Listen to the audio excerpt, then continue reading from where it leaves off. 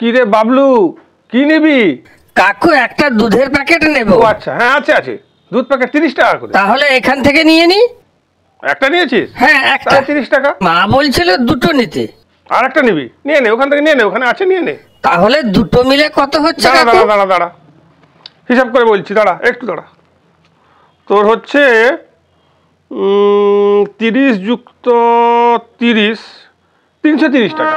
মনে হয় আরো একটা নিবি? নিয়ে নে, ওখান থেকে নিয়ে নে। তাহলে তিনটে মিলে কত হচ্ছে? বলছি, হিসাব করছি, দাঁড়া একটু দাঁড়া। তোর হচ্ছে 330 যুক্ত 30 সমান 930 টাকা। কেমন যেন হিসাবটা গন্ডগোল হয়ে যাচ্ছে। হিসাব ঠিক আছে, 930। না আমি একটা কম নেব। একটা কম নিবি? রেখে দে, তাহলে রেখে দে, ওখানে রেখে দে। এই থাকলো, এবার কত হচ্ছে? না না না, হিসাব করে বলছি। তাহলে তোর হচ্ছে 930 বিযুক্ত 30 সমান 900 টাকা।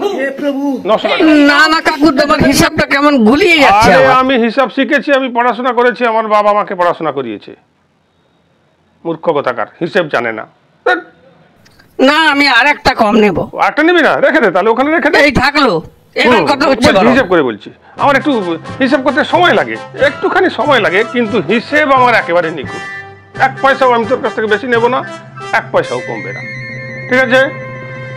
দাঁড়া, তাহলে হচ্ছে তোর 900 বিযুক্ত 30 সমান 600 টাকা। 600 টাকা। আমি আরেকটাও রেখে দিলাম। আরেকটা রেখে দিবি? রেখে দে, ওখানে রেখে দে। এই যে থাকলো, আমি তাহলে আসছি কাকু। তুই যাচ্ছিস কোথায়? পয়সা দিয়ে যা। পয়সা দিয়ে যা। আবার কিসের পয়সা? দাঁড়া দাঁড়া, হিসাব করে বলছি।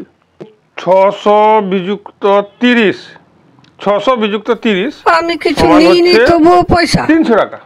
300 টাকা হয়েছে। হিসাব ঠিক আছে, 400 টাকা। কিছু না নিলে আমি পাগল হয়ে যাবো। আমার বাপ পড়াশোনা করি, আমি পাগল হয়ে যাবো। আমি ঠকে যেতে বসছিলাম। আমি পাগল হয়ে যাবো। আমার 400 300 300 ওকে ছেড়ে কিছু নিইনি, আমি পাগল হয়ে যাবো। আমি নির্ঘাত পাগল হয়ে যাবো। Ronti Remix.